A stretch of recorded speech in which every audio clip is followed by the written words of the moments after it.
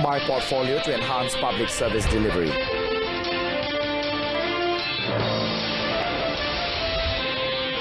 No monkeypox case in Malaysia so far.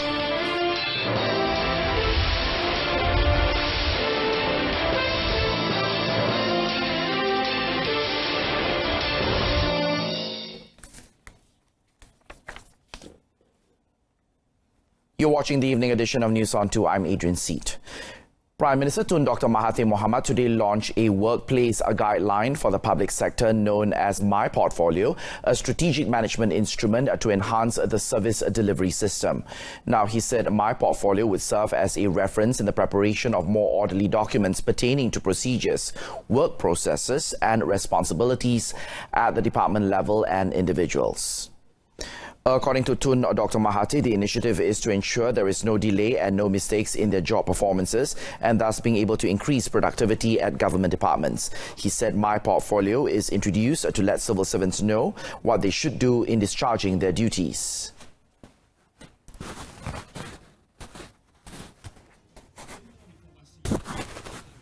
Saya ingin memperingati semua anggota kerajaan bahawa sistem ataupun cara melakukan sesuatu walau bagaimana baik sekalipun tidak akan berjaya jika pengamal sistem tidak gunanya dengan jujur, disiplin dan semangat.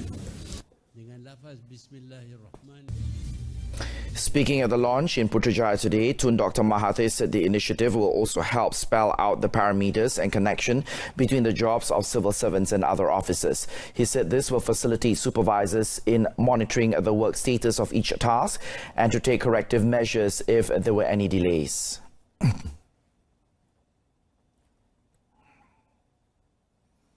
On another matter, Tun Dr. Mahathir said the Governance, Integrity and Anti-Corruption Centre has proposed that the National Anti-Corruption Plan include asset declaration in the key performance indicators of ministers. He said all ministers must also ensure that members of the administration under their ministries declare their assets to the Malaysian Anti-Corruption Commission or MACC.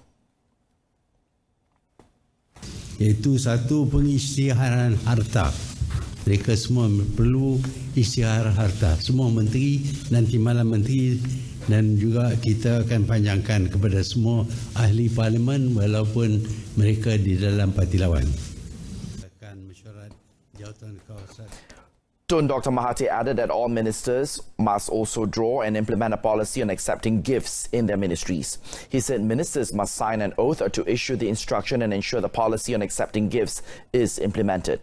The Premier said this in a press conference held after chairing the 8th Cabinet Select Committee on Anti-Corruption in Putrajaya today.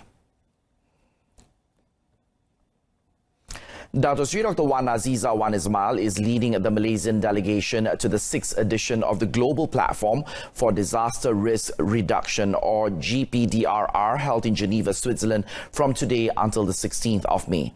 The Deputy Prime Minister will attend the GPDRR opening ceremony on Wednesday and the plenary session to be held after that, where she will be the first leader to deliver her national statement. Malaysian Permanent Representative to the United Nations in Geneva, Dato' Amran Muhammad Zin, said Dato' Sri Dr. Wan Aziza's participation at the conference would be very significant in tandem with a proactive approach and policies by the new Malaysian government on issues relating to risk reduction and disaster management.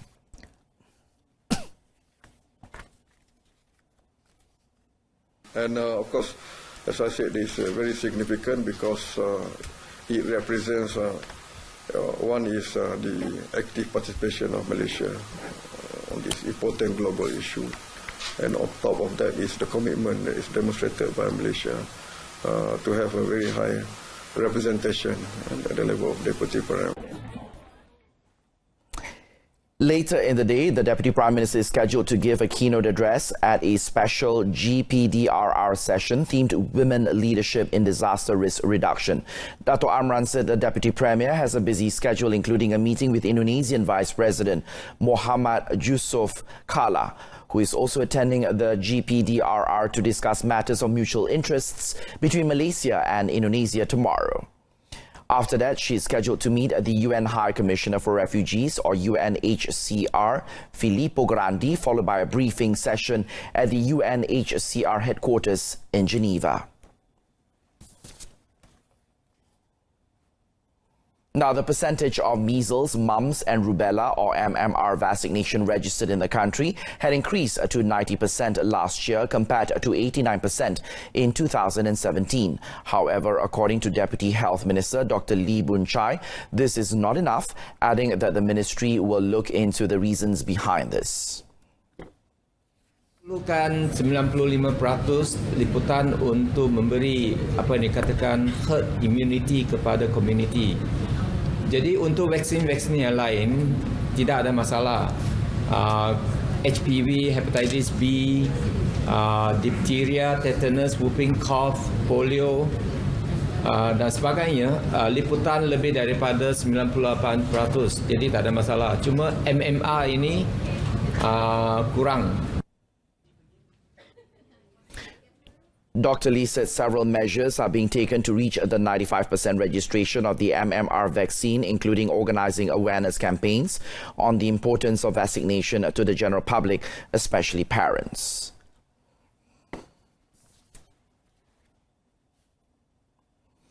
On another matter, Dr. Lee today confirmed that there have been no reports of monkeypox cases in the country so far, despite the scare following a case of infection in Singapore involving a Nigerian national recently.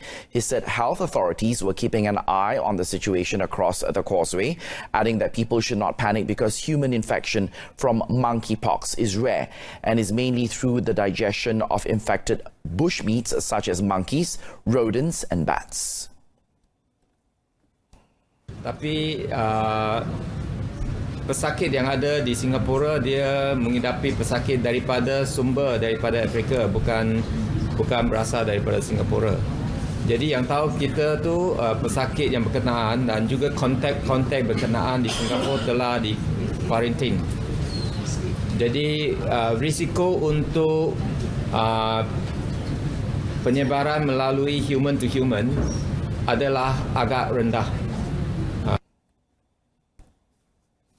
Apart from monitoring health clinics for any patient who showed signs of the monkeypox, the Health Ministry will also monitor the entry of all foreign tourists, especially from West and Central Africa, at all international arrival gates at airports.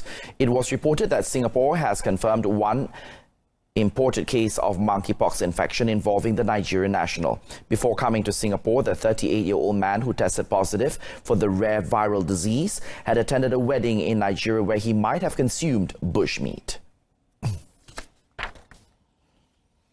Coming up, SMEs urged to participate in the NEM program. That story coming up next. Stay with us.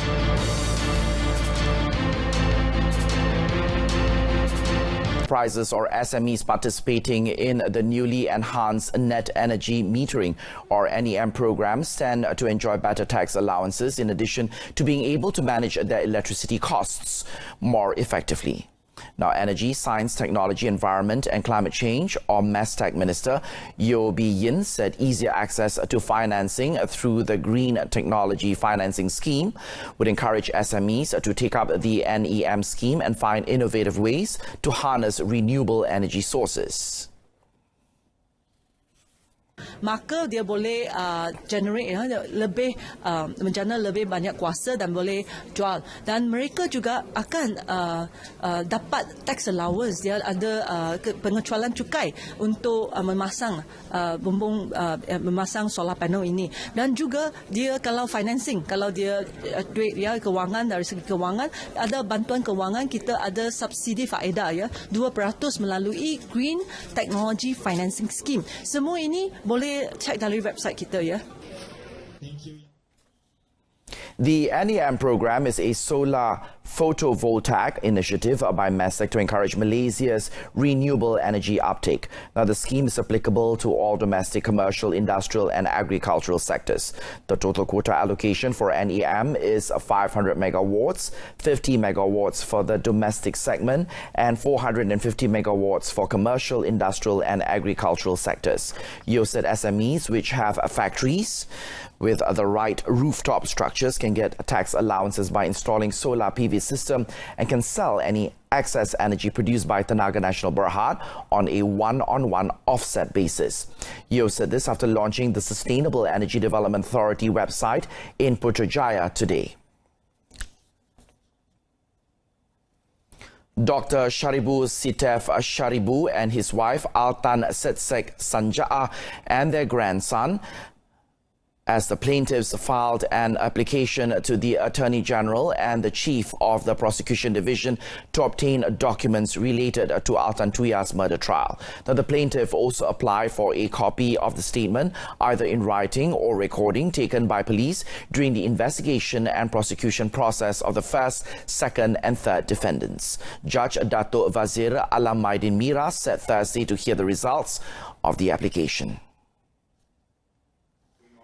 All the plaintiffs, who are family members of Mongolian Altan Tuya Sharibu, who was murdered in 2006, also applied for a copy of all original exhibits submitted during the trial. In today's trial proceedings, the court also took the statements of witness ASP Ahmad Abu Bakar, who was assigned to take 10 samples of Abdul Razak Baginda's handwriting. On the 4th of June in 2007, the plaintiffs filed a 100 million ringgit suit against defendants Azila Hadri, Sirul Ashar, Abdul Razak Baginda and the Malaysian government. In this statement of claim, the family claimed that Altan Tuya's death had caused them to suffer emotional shock and trauma, which entitles them to be paid exemplary and aggravated damages. The trial will continue tomorrow. 5 men between the ages of 46 and 55 were detained after being suspected of being involved in fraudulent land sales to the villages of Kampung Bukit Malut in Langkawi, Kedah since last February. They were charged with offering non-existent land to a group of villagers who had been living in houses which were built over water.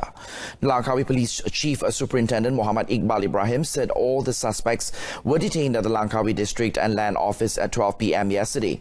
It was reported that in order to purchase the land, the villagers were told to fill up a form and make a payment of 1,000 ringgit for the cost of forest clearing. The man had been reportedly offering the land for the past 5 months by using suspicious documents. They are being investigated under Section 420 of the Penal Code for fraud. 7 motorcycles have been seized by the Kubang Pasu Police in an illegal street racing operation conducted at the Rizda Tanjung Genting near University Uttar Malaysia or UUM in Sintok, Kedah last night. The Kubang Pasu Police in a statement today said a team from the State Traffic Investigation and Enforcement Department had raided several locations used as illegal racing circuits based on complaints lodged by the public.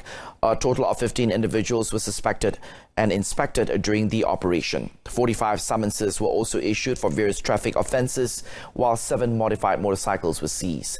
Those arrested were found to have been racing illegally and dangerously without taking into account their own personal safety and the safety of other road users. In other news, a storeroom in a 3-story building in Taman Setia Tropika, Johor Bahru in Johor caught fire early today. 2 employees who were asleep in the building, however, managed to escape unscathed after they were alerted by passers-by. Tabrau Fire and Rescue Chief, Senior Assistant Fire Superintendent Saiful Bahri Safa in a statement said that the department received a distress call at 8:13 a.m. and a team of 11 rescuers were rushed to the scene, along with a fire engine and an emergency medical retrieval service vehicle. Now, Superintendent Saiful Bahri said the flames were successfully brought under control an hour later, adding that the cause of the fire and total losses are still being investigated. On to sports. Malaysia stands a good chance to host the 2020 Athletic Group Gymnastics or AGG World Cup. Now, Malaysian Athletic Group Gymnastics Association or MAGA President Dato' Radhakrishnan said this was based on the strong support Malaysia received from several Asian countries such as Japan, Australia and South Korea to organize the annual tournament. Dato' Radha was optimistic that Malaysia would be given the chance to host the tournament despite 2 other countries, Kazakhstan and Estonia, also planning to place their bids to the International Federation of Athletic Group Gymnastics in Catalonia, Spain this week. We were approached to bid for the World Championship next year in Kuala Lumpur. We expect at least more than 30 countries with about 1,500 participants to come to Malaysia if we are successful in getting the bid. He added that MAGA had identified the Malawati Stadium in Shah Alam and Titi Wangsa Stadium in Kuala Lumpur as the potential venues for the event. On a similar note, Datuk Radha said the association would be organising 2 tournaments as part of their preparations for the 2020 AGG World Cup, namely the Total Gym International Tournament from the 15th to the 18th of August in Cyberjaya and the Unity Cup, slated to be held in Ampang on December, which is only open to local participants. And that item concludes this evening's edition of News On 2. In our top story, Prime Minister launches My Portfolio to beef up civil sector. Join us again at 12:30 tomorrow afternoon for more news updates. Until then, I'm Adrian Seat. Thanks for watching.